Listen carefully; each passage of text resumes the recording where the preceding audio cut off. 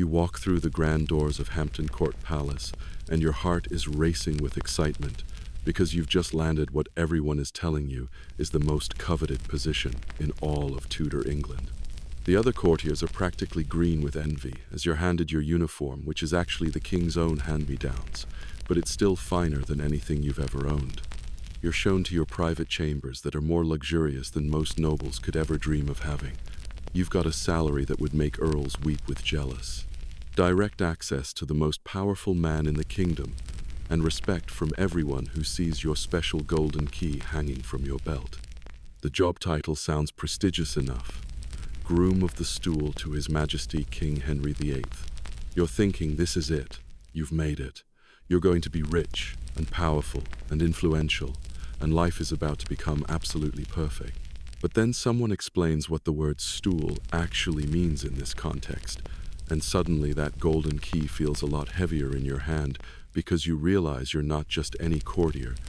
You're about to become the most intimate servant of a man who weighs over 300 pounds, has a festering leg wound that smells like rotting meat, and whose digestive system has been ravaged by decades of feasting on rich foods and probably syphilis.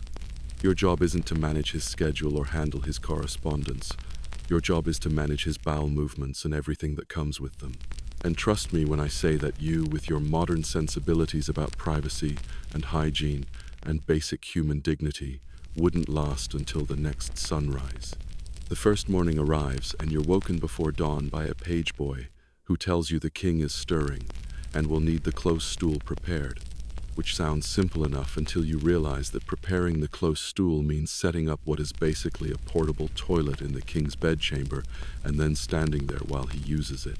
Not outside the door, not in the next room, but right there in the same space, breathing the same air and trying to maintain your composure while the most powerful man in Europe takes care of his morning business just a few feet away from you. You walk into his chambers carrying the wooden chair with the velvet cushion and the removable pewter bowl underneath, and the smell hits you immediately because this is 1535, and there's no such thing as air fresheners or ventilation fans or really any concept of making bathrooms pleasant spaces to be in. Henry VIII is already awake, and he's not in a good mood because his leg is bothering him again, and he spent half the night awake, scratching at his latest rash, and now he needs to relieve himself, and he expects you to help him do it with the same efficiency and discretion that you might help him put on his doublet. You position the close stool next to his bed and help him settle onto it, which requires you to get uncomfortably close to a man who hasn't had a proper bath in weeks and whose body is basically falling apart from various diseases and injuries and poor diet choices. The intimacy of it is absolutely overwhelming because you're used to bathroom privacy being sacred, and here you are basically holding hands with royalty while he takes the most private moment of anyone's day and makes it into a public performance. The smell is unlike anything you've ever experienced, and it's not just the immediate assault on your nostrils, it's the way it seems to settle into your clothes and your hair and the back of your throat where you can taste it even hours later. There's no flushing mechanism, no running water, no toilet paper as you know it, just a rough cloth that you have to provide and then deal with afterward. And the whole time you're trying not to gag, or make faces, or do anything that might suggest you're not completely honored to be witnessing this royal moment. Henry is talking to you while this is happening because that's part of your job too. You're supposed to be ready to discuss matters of state, or court gossip, or whatever else is on the king's mind while he's in this vulnerable position, and you're trying to nod and respond appropriately while also fighting every instinct in your body that's screaming at you to run away. But here's where your job gets really complicated, because you're not just there to assist and clean up, you're there to inspect and analyze what is left behind. Why? Because in Tudor times, a person's bowel movements were considered one of the most important indicators of their health, and since the king's health is literally a matter of national security, your observations could determine whether England goes to war or makes peace, whether taxes are raised or lowered, whether someone lives or dies based on what you see in that pewter bowl. You have to look at the color, the consistency, the smell, any unusual elements or signs that might indicate illness or poisoning, or just general digestive distress. Then you have to report your findings to the court physician, who will make recommendations to the king based on your amateur analysis of his royal waste. The problem is you have absolutely no idea what you're looking for, because you're not a doctor, you don't have any medical training, and your entire knowledge of digestive health comes from occasionally checking WebMD when your stomach hurts. Is that dark color a sign of internal bleeding, or did the king just eat a lot of red wine and beef yesterday? Is that unusual texture a symptom of some terrible disease? Or is it just the result of eating too much rich food at last night's feast? You're staring into this bowl, trying to make a medical diagnosis that could affect the fate of the kingdom, while fighting off waves of nausea, and desperately wishing you had never heard of this job in the first place. Your next task is to clean the king, which involves providing warm water and soap and towels, and helping him wash his hands in his more private areas. Throughout this entire process, you're expected to maintain perfect composure and professional dignity, as if you're helping him with his correspondence, rather than wiping his backside. The whole routine takes about an hour from start to finish, and by the time it's over, you're exhausted and disgusted, and you haven't even had breakfast yet, but the king is already asking for your preliminary health assessment based on your observations, and you have to give him some kind of answer that sounds knowledgeable and confident, even though you're completely making it up. You tell him everything looks normal and healthy, which seems like the safest response. But then he starts asking more specific questions about whether you noticed any changes from yesterday's stool, or whether there were any signs that might indicate the effectiveness of the new herbal remedy his physician prescribed, and you're nodding and agreeing, and trying to sound like you know what you're talking about while secretly panicking, because you realize that your random guesses about royal bowel movements could have serious political consequences if you're wrong. After you've disposed of the waste and cleaned the pewter bowl and stored the close stool away for the next use, the king starts getting dressed for the day, and this is when you discover another aspect of your job that nobody mentioned during your interview.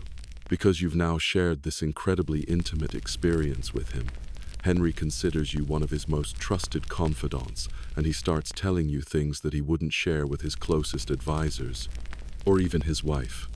He's talking about his concerns about succession, his frustrations with the parliament, his suspicions about various courtiers who might be plotting against him, his health worries, his marriage problems, his fears about foreign invasion, basically every state secret and personal anxiety that's weighing on his mind. You're standing there trying to help him into his shirt, while he's casually mentioning that he's thinking about executing Thomas More, and asking what you think about that idea. And you're absolutely terrified because you realize that you're now in possession of information that could get you killed if the wrong person finds out you know it. Every word the king speaks to you while you're helping him with his morning routine is potentially treasonous knowledge that other people would literally murder you to obtain, and you're just a regular person who wanted a good job, not a master spy who's prepared to handle state secrets. The king finishes getting dressed and heads off to start his official duties for the day. But your work is far from over, because now you have to write up a detailed report about the morning stool for the court physician, and you have to describe everything you observed in medical terms that you don't really understand, while making it sound like you're a trained professional, rather than someone who's completely out of their depth. You sit at your desk trying to remember what you saw and how to describe it in a way that sounds official and important, while also being honest about the fact that you have no idea whether anything you observed was normal or concerning. The physician arrives to discuss your report, and he starts asking technical questions about the king's digestive health. You can't answer without revealing that you're completely unqualified for this position.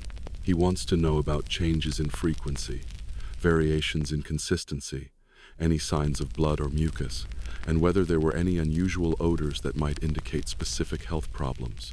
You're trying to give helpful responses, while secretly wondering if there's any way to quit this job without ending up in the Tower of London for abandoning your royal duties. By afternoon, word has spread throughout the court that you're the new groom of the stool. Suddenly, everyone wants to be your best friend, because they know that your position gives you unparalleled access to the king's private thoughts and feelings.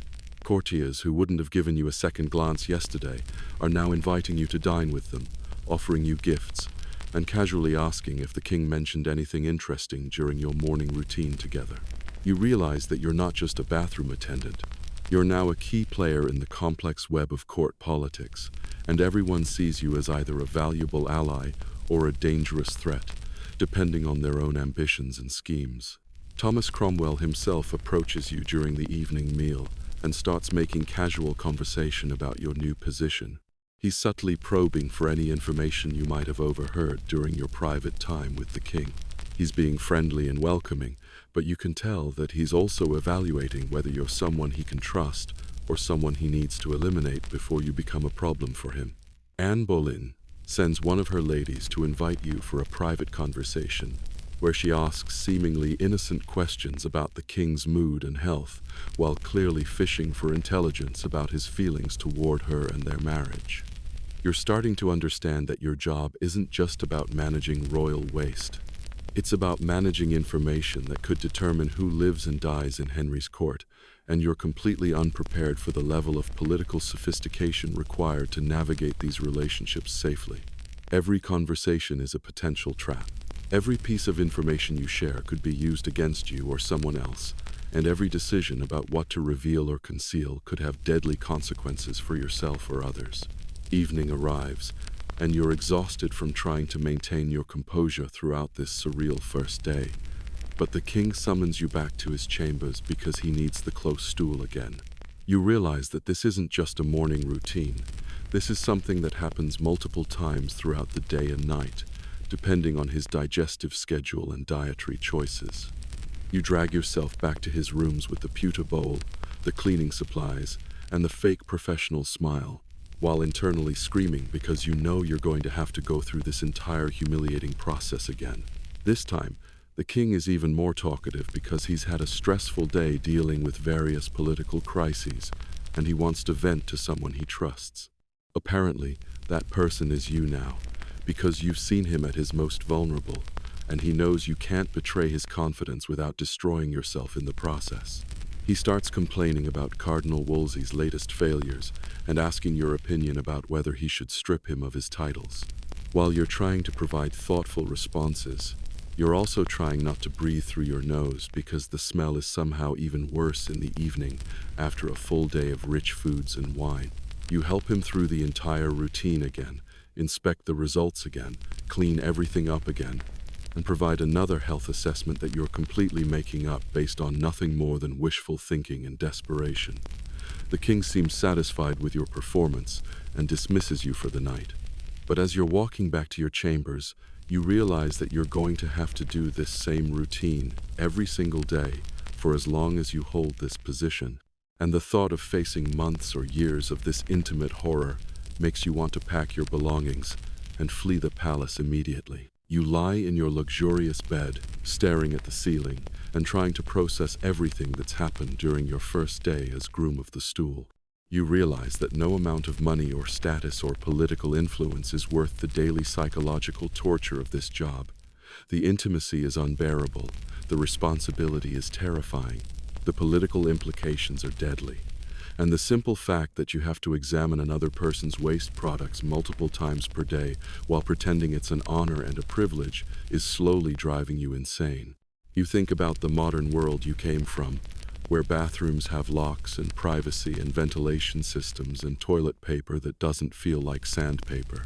You realize that you've traded all of that for a position that sounds prestigious, but is actually a form of elaborate torture designed to test the limits of human dignity and endurance. The other courtiers might envy your access to the king, but they have no idea what that access actually entails or how it feels to have your entire sense of self-worth tied to your ability to analyze royal excrement with enthusiasm and expertise. The worst part is that you can't quit, because abandoning your post would be seen as a betrayal of the king's trust and could result in charges of treason or, at minimum, the complete destruction of your reputation and any hope of finding other employment. You're trapped in this position by the same political forces that made it seem so attractive in the first place, and you're starting to understand that the high salary and prestigious title are really just compensation for agreeing to sacrifice your basic human dignity on a daily basis. You finally fall asleep sometime after midnight, but you're awakened before dawn by the same page boy with the same message that the king is stirring and needs the close stool prepared. You realize that this nightmare is going to repeat itself every single day for as long as you can stand it. You drag yourself out of bed and prepare to face another day of intimate royal service, while secretly planning your escape from this golden prison that smells like a medieval sewer and requires you to pretend that analyzing human waste is the highest honor imaginable. As you walk through the palace corridors carrying the pewter bowl and wondering how your life led to this moment, you understand why the previous groom of the stool retired so suddenly and why the position was available in the first place. It's not because the last guy was promoted or found a better opportunity.